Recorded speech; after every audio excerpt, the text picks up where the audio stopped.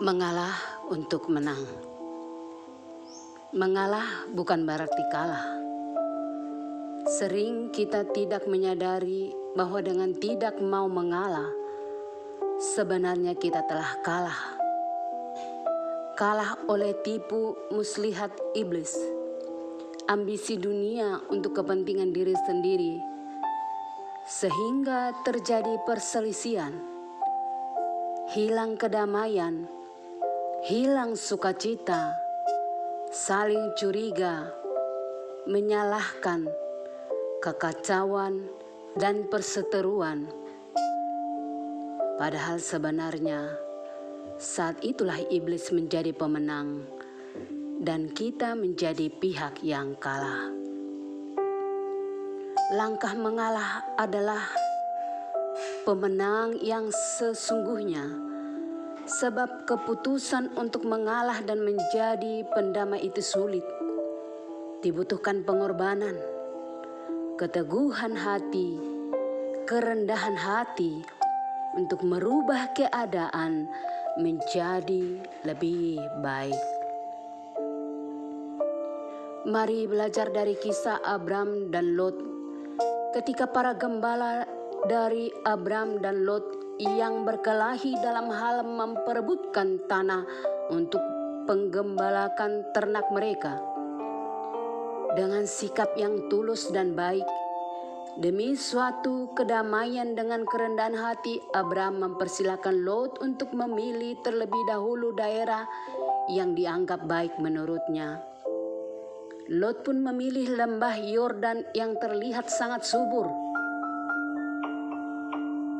Abraham pun menerima keputusan Lot dengan legowo. Abraham mengalah dengan menetap di bagian lain atau sisa, yaitu di tanah Kanaan yang tidak sesubur lembah Yordan dan banyak airnya. Abram mengalah, tetapi justru Tuhan memberikan yang terbaik bagi Abram, sebab kita ketahui bahwa pada akhirnya tempat yang dipilih oleh Lot dimusnahkan oleh Tuhan, yaitu Sodom dan Gomora. Filipi 2 ayat 3 dan 4. Dengan tidak mencari kepentingan sendiri atau puji-pujian yang sia-sia, sebaiknya hendaklah dengan rendah hati yang seorang menganggap yang lain lebih utama daripada dirinya sendiri. Dan janganlah tiap-tiap orang hanya memperhatikan kepentingannya sendiri, tetapi kepentingan orang lain juga. Kemenangan justru didapat dari sikap melawan tanpa membalas dengan kejahatan yang sama dilakukan buat kita. Sebab dengan respon dan tindakan seperti itu akan memperkaya diri kita sendiri dengan menambah nilai khas kekristenan kita. Sabar, murah hati, kemurahan, rendah hati, dan kualitas sebagai orang Kristen pun semakin jelas nyata dan berbeda. Tidak menjadi orang yang emosional, penakut, pengecut, yang tidak memberikan hasil apa-apa dalam kehidupan kita. Kita tidak dapat berharap banyak untuk mengubah lingkungan sekitar kita atau orang lain tanpa mengubah dari diri kita sendiri.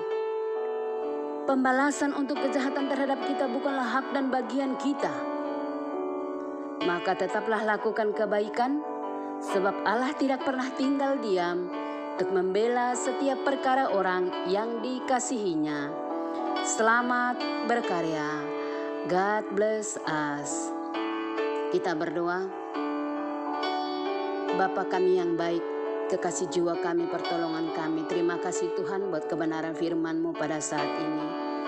Tuhan, ajar kami, bimbing kami Tuhan untuk seturut kehendak-Mu.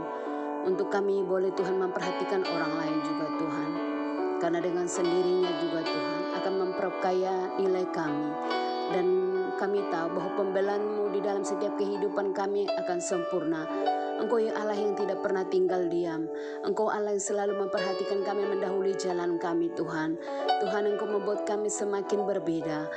Dan Engkau Tuhan yang terus mengasihi kami, yang membuat hidup kami semakin menaik. Sekalipun di dalam penglihatan kami bahwa sesuatu yang tidak mungkin, tetapi di dalam Engkau tidak ada yang tidak mungkin, tiada yang mustahil. Engkau bisa mengubah segala sesuatunya menjadi yang terbaik dalam kehidupan kami.